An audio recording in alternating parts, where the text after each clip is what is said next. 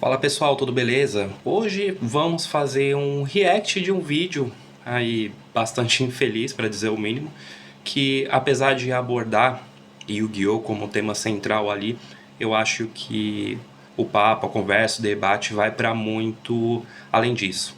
É um vídeo do canal Comunicação e Política, apresentado pelo Fernando e um outro sujeito que eu não sei o nome. Eu não conhecia o canal, nem os apresentadores, e eu só tomei conhecimento a respeito desse vídeo, a respeito desse canal, por meio do perfil Yu-Gi-Oh! Manaus no Instagram. Inclusive eu mando aí um salve para toda a galera aí de Manaus, e inclusive eu presto aqui minhas solidariedades.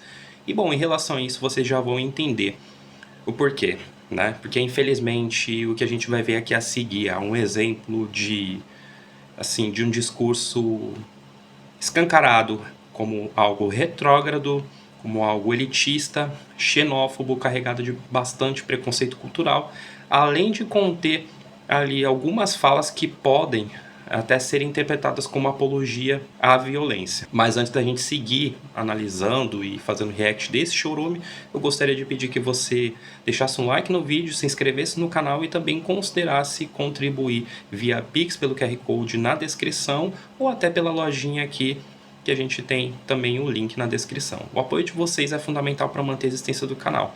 Eu só quero reforçar a questão do like e da inscrição porque o Analytics diz para mim que mais de 90% das pessoas que acompanham o trabalho do canal não são inscritas. Então, bora dar uma força aí, né, galera, pra gente manter o canal. E aí, então, sem mais delongas, vamos aí, então, pro vídeo. Porque temos uma notícia bizarra diretamente de Manaus. De Manaus a notícia, né? Não poderia não ser bizarro. Já começa, assim, com baita preconceito, assim, gratuito, né? Já começa com uma rotulação que já dá um spoiler pra gente do que nos aguarda aí, né? Do vídeo, mas tudo bem. Vamos lá. Torneio de Yu-Gi-Oh! Tem projeto de lei aprovado e vira evento oficial em Manaus. Não, você tá brincando. E aqui, assim, ele não vai comentar nada na notícia aqui em si, durante a leitura, eles só vão ler, mas os comentários vão vir posteriormente. Então, como eu já fiz um vídeo lendo essa notícia, lendo o projeto de lei, até discutindo e refletindo sobre as possíveis implicações práticas disso, que eu vou deixar aí no card do vídeo para vocês, então a gente não precisa ficar ouvindo eles lendo de novo, né?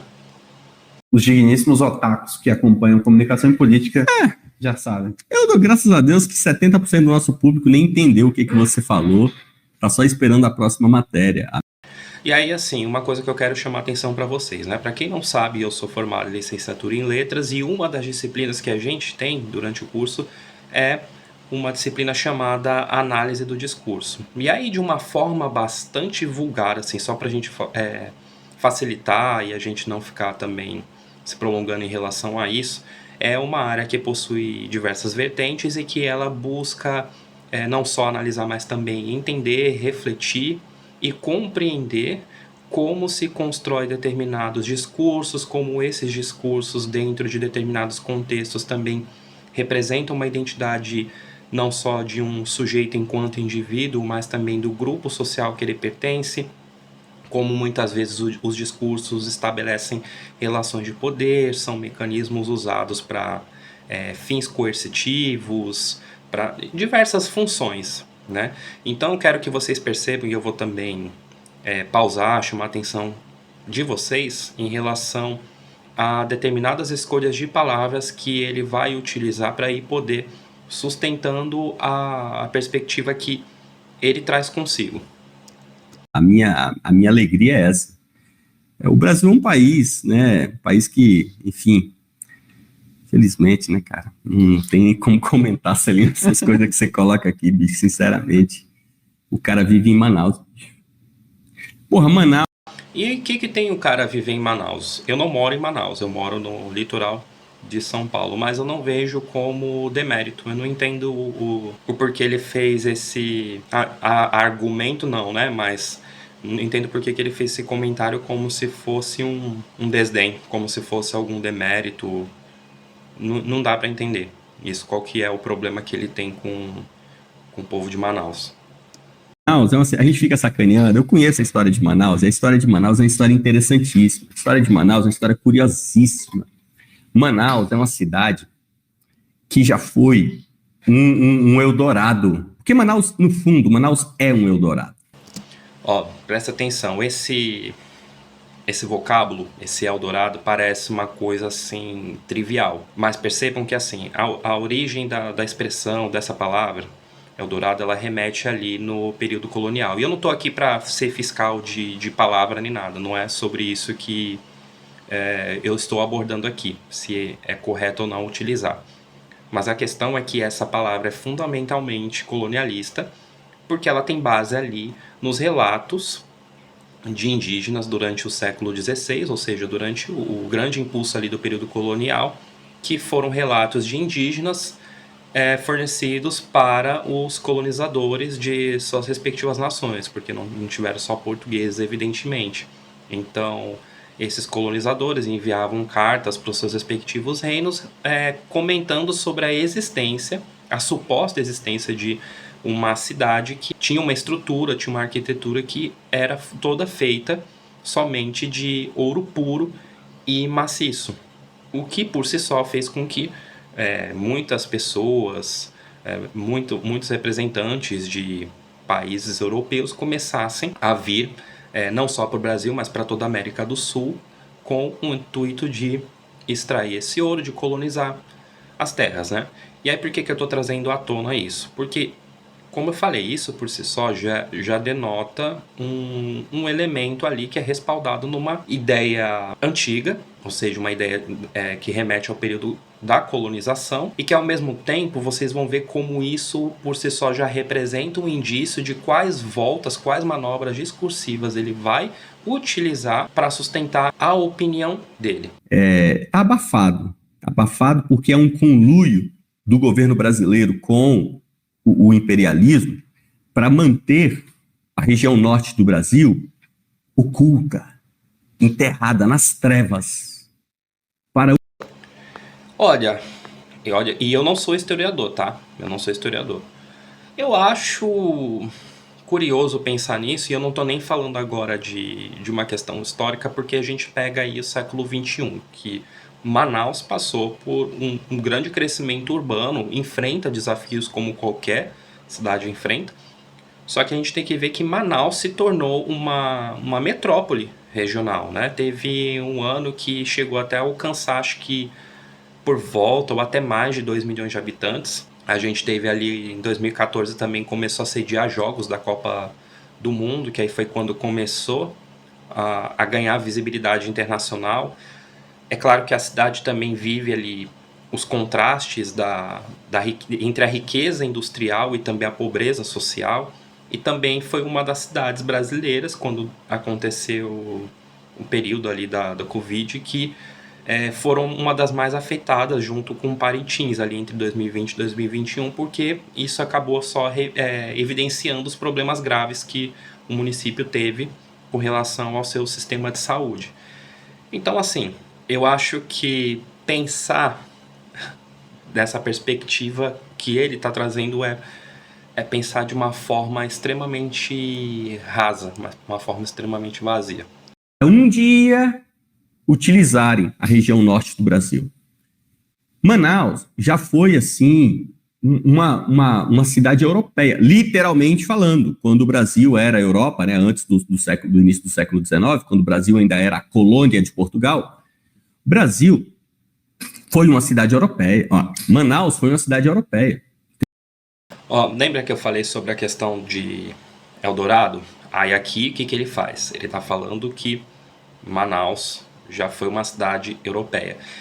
E perceba que ele traz isso como um elemento positivo. Ou seja, ele está ali sustentando a ideia de que o grande passado de Manaus, o período áureo, o período brilhante, magnífico de Manaus, é alicerçado no que ele acha, né, que são as raízes europeias. Isso é a visão dele, porque quem ali teve o mínimo de contato no ensino fundamental e médio sabe que existiu uma coisa chamada povos indígenas antes dos europeus.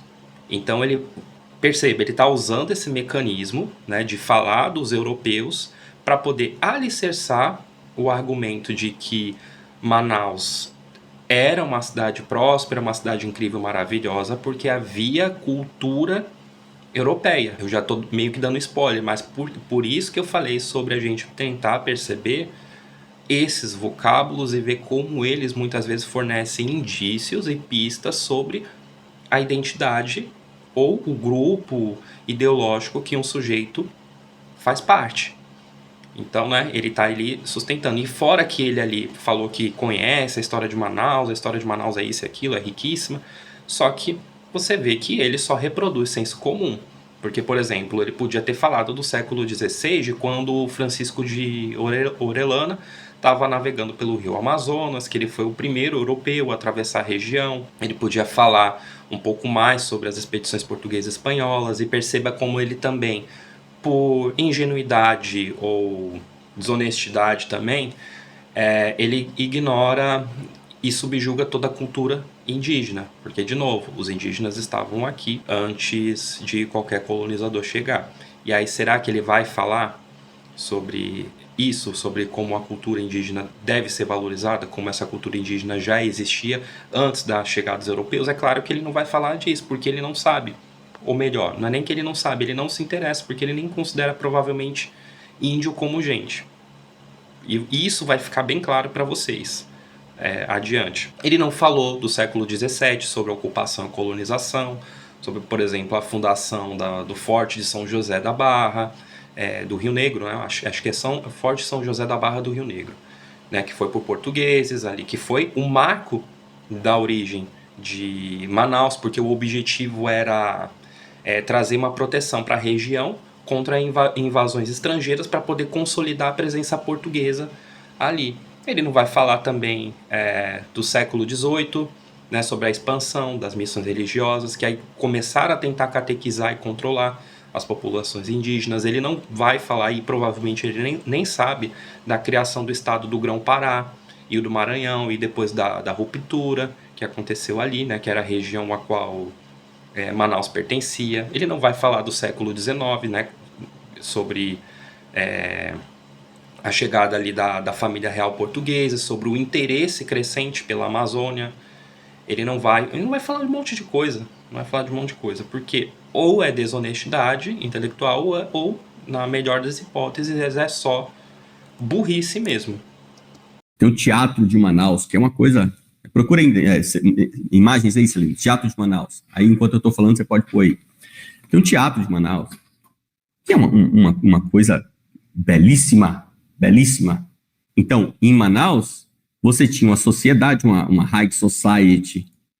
Em Manaus, você tinha uma elite que falava francês. Várias pessoas, né, que... Aí, de novo, né, elite. Nossa, tinha uma elite que falava francês. Pô, legal, que legal que falava francês na América do Sul. Muito importante. Que faziam um trânsito Manaus, Europa.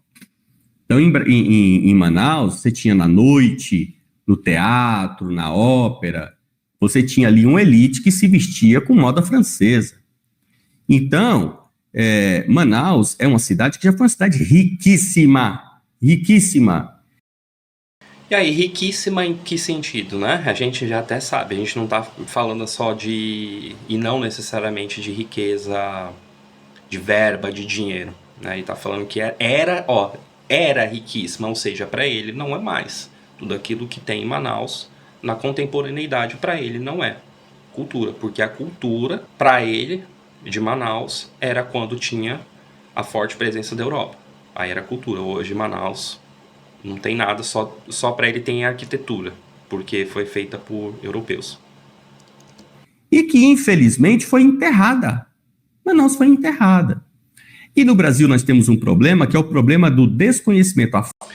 E aí, assim, né? Primeiro, essa coisa aí de Manaus era a Europa, né? Não sei o quê. A romantização de um passado europeu como esse símbolo de uma suposta grandeza cultural é um clássico da elite ressentida. Porque dizer que Manaus era europeia no século XIX porque tinha arquitetura ali inspirada, né, no século XIX, né, por aí, acho que já até antes, por causa disso, né, inspirado na arquitetura europeia. É você pegar e esquecer que, convenientemente, né, durante um bom período, né, ele omite isso, e de novo, por burrice ou por desonestidade mesmo, é esquecer que essa mesma época foi marcada por uma coisinha assim, um detalhezinho, chamado escravidão, outra coisinha também pequena chamada exploração de indígena, e outra coisa também que acontece até hoje, mas naquela época era muito mais acentuado, que era a concentração extrema de renda. Então, esse luxo todo era construído sobre o sangue, literalmente, das outras pessoas, de pessoas ali em vulnerabilidade. Era construído sobre o sangue dos outros. Então, não era e não é bem esse paraíso civilizacional que ele está tentando pintar. A falta de conhecimento do morador, do natural, da terra, a falta de conhecimento dele para com a sua cidade. Então Tá, esse argumento aí, ele, por mais que ele tenha ali um astro na lógica, ele não se sustenta por si só. Porque assim, você conhecer a história da tua cidade, é você ficar sabendo fun fact, curiosidades sobre por que o nome da rua Fulano da Silva faz referência, porque é o vice-presidente em 1930 e pouco. Pô, legal, é uma curiosidade, eu acho que tem ali a sua validade você conhecer, mas também não é como se as pessoas que estão vivendo hoje, elas também não fizessem parte da história, porque essas pessoas vivem a história e escrevem a história dos seus municípios, seja de forma positiva, seja de forma negativa, mas essas pessoas vivem essa história, essas pessoas fazem parte da história de qualquer município. No caso a gente está falando de Manaus, mas não é porque a Dona Maria lá não sabe o nome da rua, ela é uma ignorante, ela é uma burra, por causa que ela não conhece a cidade. Porque outra coisa que ele não vai trazer, porque de novo, né, burrice ou desonestidade, é falar sobre como muitas vezes esse acesso às pessoas não é fornecido. Porque que nem as pessoas têm facilidade, qualquer pessoa de qualquer classe social tem a facilidade de comparecer a um teatro, de assistir a uma peça, tem condições ou fácil acesso para poder chegar e, sei lá, assistir alguma coisa de algum esporte, porque a gente sabe que existem espaços que são elitizados. É igual você pensar, por exemplo, em esportes como golfe, tênis de quadra, são esportes que têm ali hoje um certo prestígio social. Eles são considerados de elite. E aí vai muita gente falar que isso não é esporte de pobre, por exemplo, entendeu? Então isso não é trazido à tona. E deveria, né? Deveria. Mas é claro que o excelentíssimo senhor não vai trazer aqui. É comum no Brasil, a pessoa mora numa cidade que tem uma história riquíssima e ela não conhece. Então, olha isso daí. Aqui em Brasília, sabe quando que vai ter um teatro desse? Nunca! Porque... Mas também, assim, ele quer que uma cidade que nem Brasília fique trazendo e criando um teatro com essa arquitetura, sendo que a engenharia, toda a questão civilizatória, né, das construções da arquitetura evoluíram. Ah, mas era bonito antigamente. Aí é outra discussão. Mas a questão é que, nesse caso, o Teatro de Manaus é um patrimônio histórico, é considerado um patrimônio histórico e que provavelmente, aí eu também não fui pesquisar com esse nível de minúcia, mas que provavelmente é tombado e que precisa passar, então, por uma série de restaurações periódicas, o que demanda bastante investimento, bastante verba. Então não dá para você simplesmente construir também hoje um prédio, alguma coisa, com a arquitetura de século XVIII, de século XIX. O PDOT de Brasília nem possibilita isso. Então, você nunca teria um prédio desse numa cidade moderna. E Manaus tem, até hoje está lá. Não sei se é utilizado, mas até hoje está lá. Então, Manaus, no Brasil, as pessoas moram em cidades grandiosas como Manaus, como São Luís, como Recife. Aí a pessoa mora em Salvador. Salvador hoje é ridículo. É uma cidade pífia. Sobrou até pra Salvador, cara. Sobrou até pra Salvador. Uma cidade pífia. Só que Salvador não é pífia. Ué, tem que decidir então. Salvador é ou não é? Decide, amigo. Salvador não é medíocre. Salvador não é o que está sendo. Você não pode confundir o ser, que é o ser eterno, né, em toda a sua eternidade, com a temporalidade. Então, você fica doente. E ó só a analogia, né? Analogia is my passion aqui, ó. Mas você não é uma pessoa doente. Depois você sara e volta a ser quem você realmente é. Então, quem eu realmente sou? Quem você realmente é? Então, mas aí, pressuponho que aí ele está envolvendo uma série de elementos não só culturais, mas de problemas com relação ao município, que enfrenta ali também alguns episódios de violência e tudo mais, mas também não é como se você pudesse caracterizar a cidade pelos seus problemas e você olha para isso como um indício de um descaso público. Então não é como se a cidade por si só trouxesse um ímpeto negativo porque lá as pessoas são isso, aquilo. É você pegar e rotular, e é de um nível de um reducionismo muito grande você pegar e fazer isso. Então, claro que toda cidade enfrenta seus problemas, tem seus desafios particulares, e você trazer isso não é relativismo, é você reconhecer as particularidades de cada município, porque às vezes o município tem um grande potencial em vários aspectos, mas claro que como esses aspectos vão ser impulsionados, vão ser aproveitados, também depende de uma boa gestão pública. Quem Salvador realmente é? Salvador é uma cidade grandiosa. Então, quem Salvador realmente é, por exemplo, Castro Alves, né, Gregório de Matos. Então, veja, ele pegou figuras de grande valor histórico para poder respaldar de novo uma ideia de um passado áureo do município e que, curiosamente, é um passado em que ele não viveu. A gente sempre vê isso e aí não adianta correr, pode chorar, pode espernear do que eu vou falar, mas a gente vê isso predominantemente na fala de muitas figuras proeminentes da política, principalmente do espectro da direita, da extrema-direita, que são ali, que flertam ali com o fascismo. Essa grande exaltação do passado, porque no passado era melhor. E assim, eu não falei sobre isso porque é uma coisa bem adjacente, mas eu tratei sobre essa questão de como o saudosismo é tóxico num outro vídeo. Sempre esse resgate. E é muito engraçado e curioso também que esse resgate histórico muitas vezes é feito por pessoas que não vivenciaram aquela época que elas tanto exaltam. Mas tudo bem. Isso é Salvador. Não é lá o cara lá da bandaninha lá que toca axé lá no trio elétrico. Esse cara não é Salvador. Ele tá passando. Isso aí é como uma diarreia. Vem, é horrível, mas depois passa. Aqui, isso já é puro racismo cultural disfarçado de crítica estética.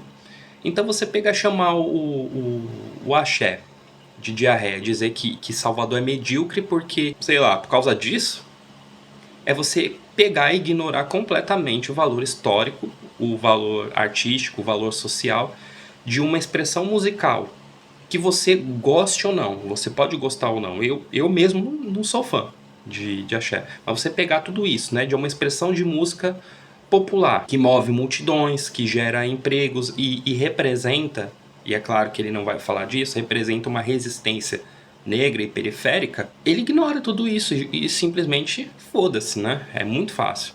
E aí, além disso, né, ele pega e ele começa a comparar a cultura. A cultura é um produto vivo, é um produto orgânico que evolui e se transforma com o tempo, e ele compara isso com uma doença. Então isso já não é crítica, isso é só preconceito puro e escancarado. Porque aí ele pega e ele fala assim, né, que axé é uma diarreia passageira. Não é. A questão da cultura vai muito além de você gostar ou não gostar. A cultura é um conjunto de crenças, de práticas, de ritos, de tradições que representam a identidade de um povo e que muitas vezes está associado a diferentes grupos. Então, porque a cidade tal tem o costume, sei lá, Minas Gerais, uma cidade de Minas Gerais lá, o estado no caso, a gente pega uma cidade qualquer porque tudo lá é queijo. Não, isso é um dos elementos culturais. Isso é uma das tradições culturais. Da mesma forma que a gente não inferioriza, ou pelo menos não deveria inferiorizar como ele está fazendo, quando outras cidades têm, por exemplo, cidades em Portugal, que é a elite que ele tanto ama, que tem lá o dia do bacon. A gente vai falar que o dia do bacon é imbecil, é idiota? Não, porque lá entendeu-se, compreendeu-se que a cultura em torno do bacon é algo que faz parte da identidade cultural daquele município que, portanto, precisa ser exaltado, deve ser exaltado como um elemento que representa o município, que é importante para aquele município e para a identidade de todo aquele povo, né? E aí ele pegar e simplesmente menosprezar toda uma cultura gratuitamente só faz dele uma pessoa que tem uma fala completamente imbecil. Então, isso aí vai passar. O axé vai passar. Salvador é maior do que o axé. Então, mesma coisa Manaus, Recife, Belém do Pará, é maior do que o que está sendo. E assim, né, é um racismo ali, também tem a xenofobia, com vocês vão ver, eu já vou falar. É isso, em síntese o vídeo todo é esse, né, e eu vou ter que ver o trecho desse chorume aí. É maior do que o que está sendo. Aí o cara que mora em Manaus joga Yu-Gi-Oh, porra! O cara mora em Manaus e joga Yu-Gi-Oh! Então esse cara tinha que apanhar. Tinha que pegar esse cara e dar um cacete nele. Você mora em Manaus, você joga Yu-Gi-Oh! Dá esse cara de comida pra onça, porra! Pega esse cara e dá de comida pra onça. Cadê os índios antropófagos uma hora dessa? Bom, aqui a coisa só deixa de ser nojenta para se tornar criminosa. Então, a gente nem precisaria falar, né, que você pegar e desejar agressão física a alguém por jogar Yu-Gi-Oh! E ainda invocar uma imagem distorcida e violenta dos povos indígenas como justificativa, porque para quem não sabe, né, ele falou, cadê os índios antropófagos? Antropófagos são aqueles que têm por cultura se alimentar de carne humana. Então ele quis colocar num patamar assim, dizendo assim, tem esses índios aí, né, ele fala assim com esse menosprezo, né, tem eles aí que fazem essas coisas de gente não civilizada. Cadê eles essas horas para se livrar dessas outras pessoas não civilizadas? Porque aqui tá bem claro que ele coloca semanticamente esses dois grupos no mesmo patamar. São pessoas que não têm, sob a visão dele, qualquer razão para existir ou muito menos para coexistir.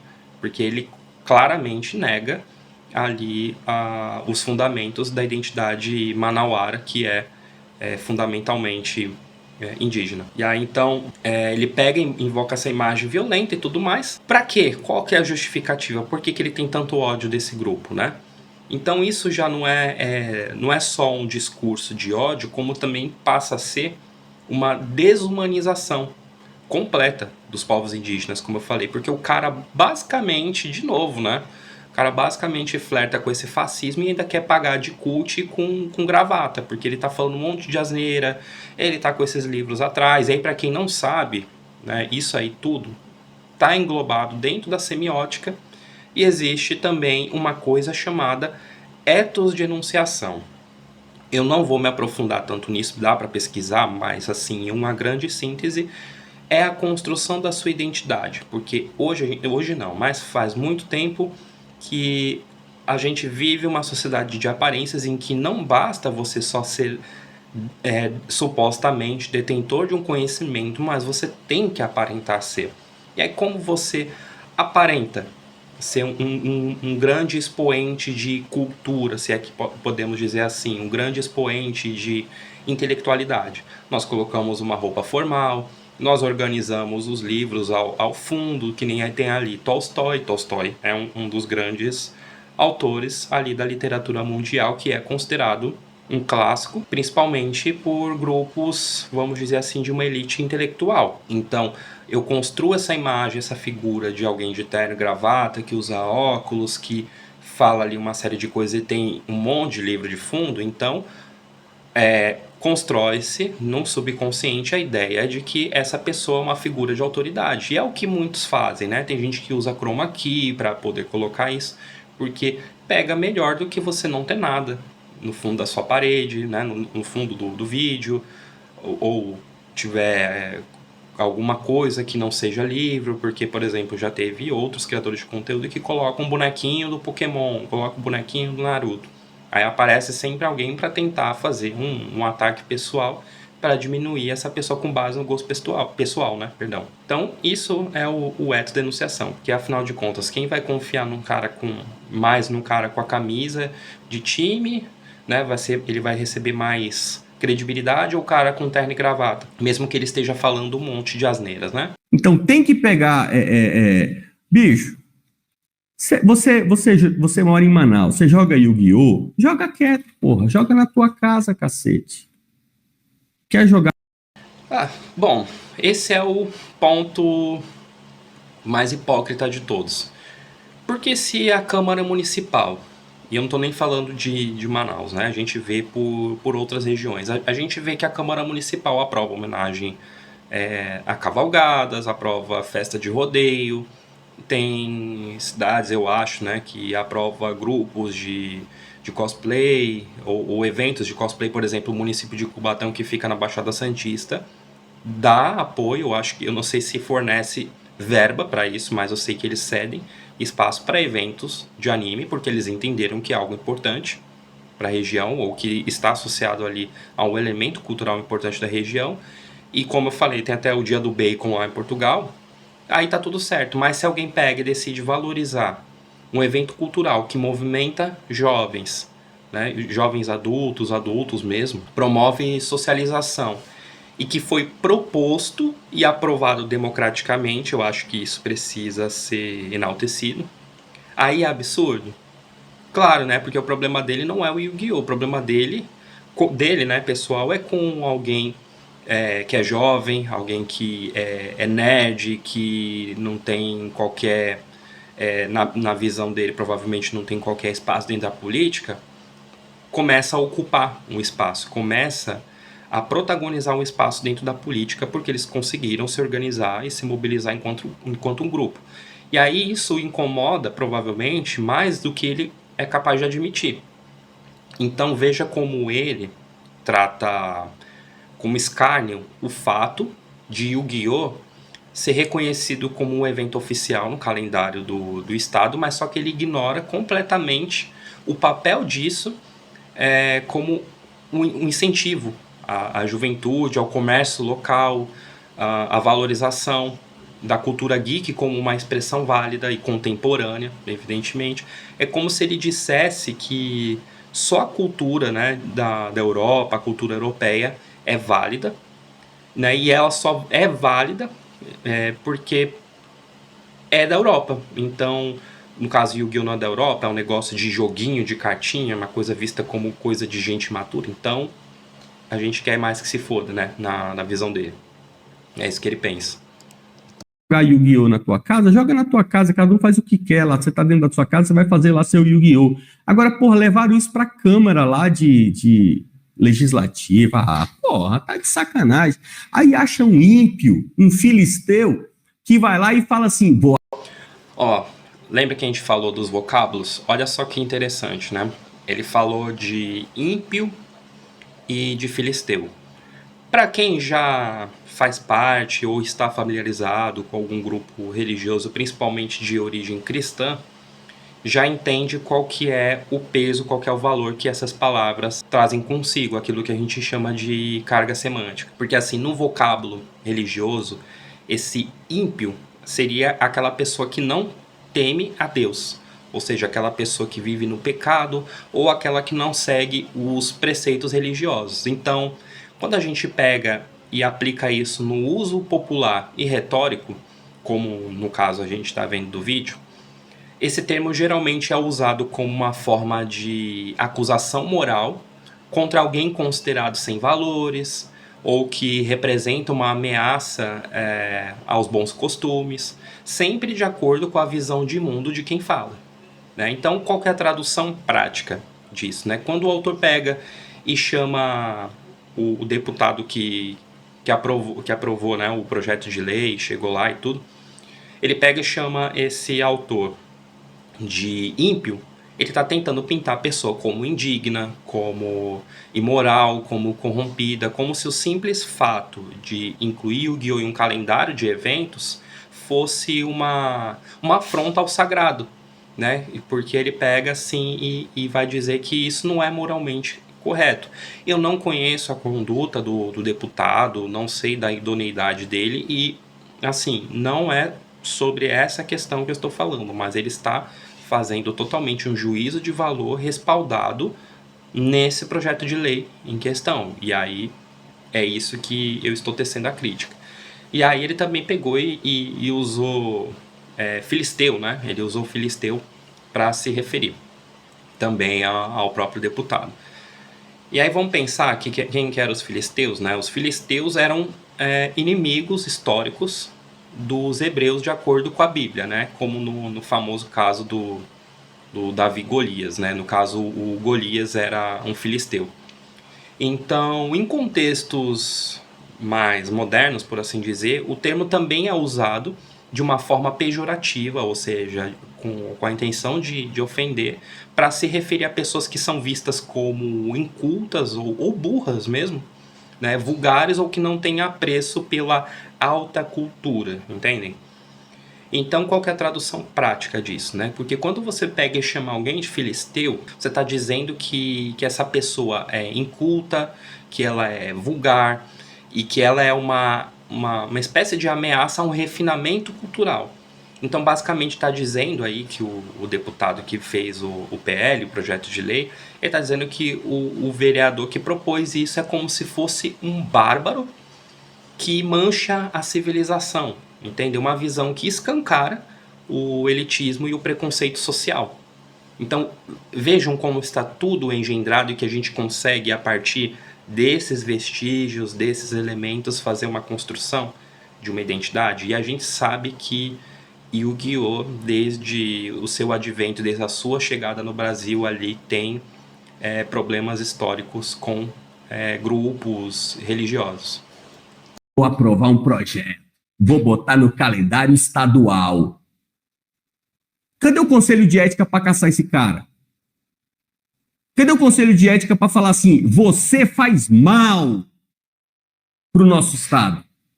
Você, político que está militando por esse lixo, você faz mal para o nosso estado, vamos caçar o seu diploma. Bom, quem mais precisa de conselho de ética aqui, e talvez até de aparecer numa denúncia do Ministério Público, não seja o deputado que propôs o projeto, mas esse canal mesmo, né? Esse sujeito, porque incitar ódio, incitar violência, discriminação já não é opinião, é uma violação ética e também já está cometendo um crime, melhor dizendo. E aí você pegar, né? Se tem algo que existe assim e mancha o nome do estado do Amazonas, o nome do município de Manaus, é justamente gente que usa Manaus como um sinônimo de atraso só porque vê valor naquilo que é branco, naquilo que é europeu, naquilo que é elitista. E aí essas falas assim, tipo, tem que apanhar, tem que dar pra onça devorar, além de ser um negócio grotesco, normaliza essa violência simbólica e até física contra pessoas que apenas praticam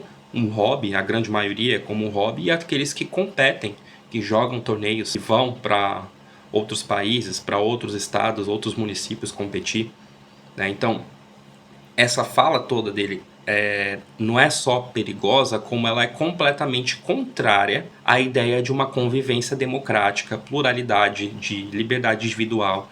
Porque sim, eu acho que são cabíveis várias críticas em relação ao projeto de lei, como, por exemplo, a falta ali de questões mais concretas no projeto de lei, coisas que definissem melhor os critérios, o que eu acredito que vai acontecer quando isso passar. pelo governo mesmo, né? Porque ainda parece que vai haver uma aprovação definitiva. E aí são cabíveis outras coisas, por exemplo, ele podia discutir sobre as implicações práticas em questão da verba, mas é claro que ele não vai pesquisar, é melhor simplesmente, é mais conveniente, melhor dizendo assim, você chegar, opinar e falar um monte de bosta sobre algo que você não tá ali familiarizado porque é algo que você desconhece. E tudo que as pessoas desconhecem, elas tendem a rejeitar, tendem ali a ter uma repulsa baseadas quase sempre em puro senso comum, em puro achismo. Ah, bicho, ó, eu odeio essas. Eu odeio tudo. E aí o trecho que ele fala a respeito disso acaba aí. Então, é isso, pessoal. A gente vive num país que uma boa parte do povo, mesmo com a cultura dos videogames, a cultura nerd geek em geral, ela sendo predominantemente presente na vida de praticamente todo jovem, adulto e adolescente, né? Ainda existe uma grande parte do público que acha que videogame, que card game, todos os elementos ali da cultura nerd geek ainda são coisa de vagabundo, mesmo isso sendo parte de uma cultura massiva. Sei lá, enquanto isso ele pega e fica ali tentando sustentar e respaldar esses pseudo-argumentos ali em puro racismo, puro elitismo, xenofobia. Ali a gente viu o combo de como não ser um lixo de pessoa. A gente viu um exemplo muito prático de como não ser uma pessoa estúpida, como não ser uma pessoa com várias opiniões infundadas e desprezíveis. Incentivo vocês aí lá nos comentários, mostrem que o grupo de Yu-Gi-Oh! Sabe se articular, argumentar e manifestar repúdio da maneira correta. Eu me manifesto e respondo por mim mesmo em relação a isso, porque não tô nem aí. E eu acho que essas falas precisam sim ser combatidas. Pessoas que têm esse viés nefasto precisam sim ser combatidos, né? E aí quem acha que a cultura só existe só quando tá no vitral de uma igreja gótica, neoclassicista, né? Ou de algum lugar por aí, sei lá, é uma pessoa que só sustenta puro senso comum.